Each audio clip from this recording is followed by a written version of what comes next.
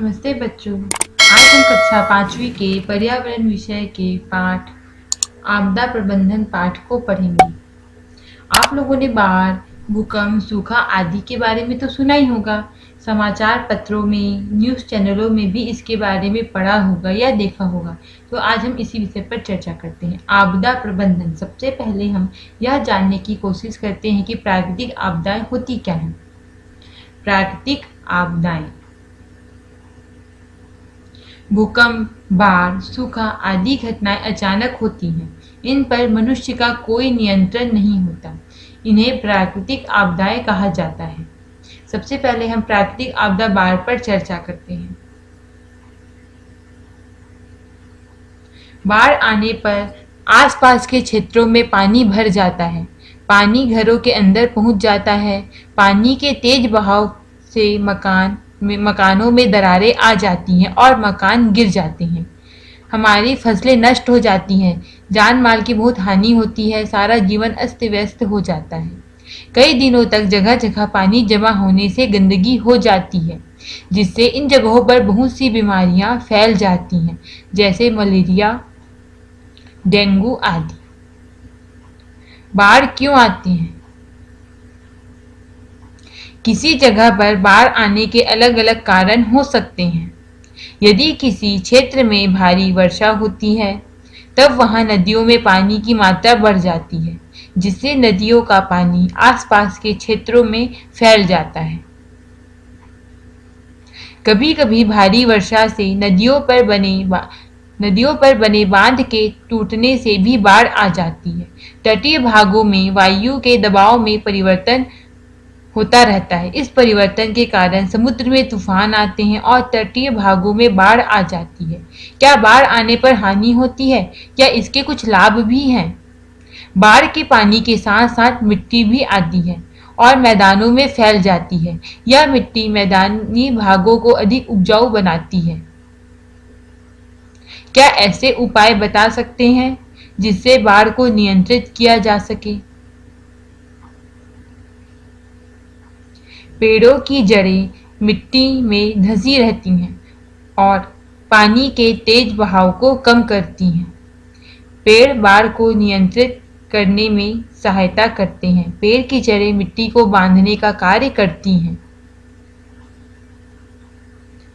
नदियों और बड़े बड़े नालों में पानी के बहाव को नियंत्रित करने के लिए बनाए गए छोटे छोटे बांध, रोक बांध, चेक डैम से पानी के बहाव की तेजी कम हो सकती है। दूसरी प्राकृतिक आपदा है भूकंप। भारत देश में 26 जनवरी 2001 को गुजरात राज्य में आए इस भूकंप ने अचानक ही हजारों लोगों को बेघर कर दिया। भारी जान माल का नुकसान हुआ। भूकंप क्यों आते हैं? भूकंप आने का कारण है पृथ्वी के अंदर की गर्मी। पृथ्वी का भूतल लगभग 30 किलोमीटर गहरा है। इसमें अनेक परतें हैं जो कठोर और मुलायम चट्टानों से बनी हैं। जमीन के नीचे जब गर्मी बहुत बढ़ जाती है, तब धरातल की कमजोर परत या आसपास की चट्टानें अपनी अपनी जगह से हिल जाती हैं। पृथ्वी के इस भाग में या जमीन में कंपन होने लगता है।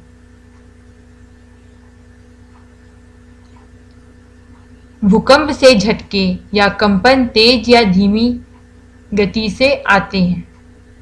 तेज झटकों का आभास हमें होता है, जबकि हल्के या धीमे झटकों का उतना आभास नहीं हो पाता। भूकंप के कंपन से भूमि पर बने मकान एवं अन्य भवन हिलने लगते हैं। कभी कभी तो यह सब इतना अचानक होता है कि लोगों को मकानों से बाहर निकलने का मौका भी नहीं मिलता। लोग मलबे के नीचे दब जाते हैं। भूकंप से बड़े बड़े पेड़, बिजली के खंभे तक टूट जाते हैं। बिजली के तारों के टूटने के कारण कभी कभी आग भी लग जाती है। जिन क्षेत्रों में अक्सर भूकंप आते हैं, वहां मकान लकड़ी के बनाए जाते हैं। क्यों? वहां मकान लकड़ी के इसलिए बनाए जाते हैं ताकि नुकसान को कम किया जा सके। यदि भूकंप आ जाए तो हमें क्या करना चाहिए? पहला, कहीं खुली जगह में चले जाना चाहिए। किसी ऊंची वस्तु जैसे टेबल, मेज आदि के नीचे बैठ जाना चाहिए। किसी पेड़ के नीचे या बिजली के खंभे के पास खड़े नहीं होना चाहिए, जैसा कि चित्र में दिखाया गया है। भूकंप के झटकों की तीव्रता को मापा जा सकता है। भूकंप के झटकों की तीव्रता को सिस्मोग्राफ द्वारा मापा जा सकता है। भूकंप के झटकों की तीव्रता रेक्टर स्केल पर मापी जाती है। सोचो और आपस में चर्चा करो। जिस तरह अधिक वर्षा से बाढ़ आती है, उसी तरह कम वर्षा होने पर क्या होता है? कम वर्षा होने पर सूखा की स्थिति पैदा होती है। सूखा पड़ने के क्या क्या कारण हो सकते हैं? सूखा पड़ने का मुख्य कारण है वर्षा का ना होना और अधिक से अधिक पेड़ों की कटाई होना। सूखा पड़ने से क्या क्या हानियां हो सकती हैं? सूखा पड़ने पर सबसे मुख्य समस्या खेत खलिहानों की होती है और दूसरी मुख्य समस्या पेयजल की होती है। चर्चा करो। क्या सूखा पड़ने को किसी तरह से कम किया जा सकता है? अधिक से अधिक पेड़ लगाकर और वर्षा के जल को संग्रहित करके सूखा को कम किया जा सकता है।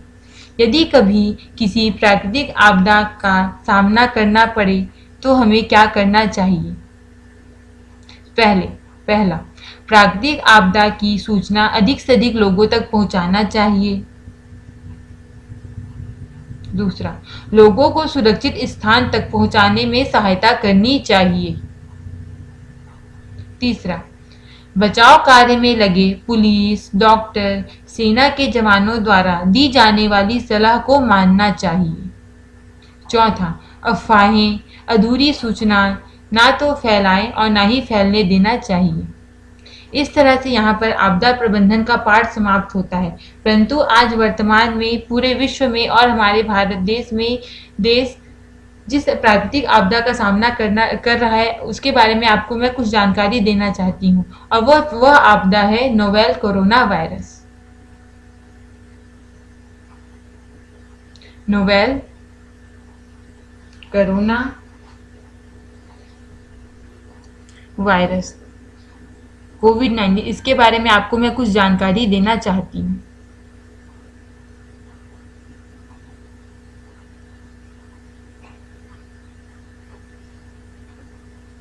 चीन के वुहान शहर से उत्पन्न होने वाला 2019 नोवेल कोरोना वायरस इसी समूह के वायरसों का एक उदाहरण है, जिसका संक्रमण सन 2019-20 काल में तेजी से उभरकर वुहान से आया। कोरोना वायरस प्रकोप के रूप में फैलता जा रहा है। हाल ही में चीन ने इसका नाम कोविड-19 रखा है, क्योंकि इसका पहला मामला 2019 में सामने आया।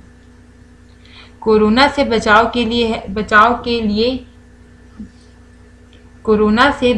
लिए क्या करें? अपनी व्यक्तिगत स्वच्छता का ध्यान दें।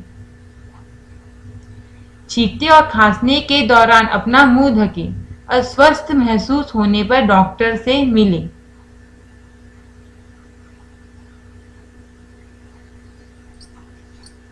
क्या ना करें?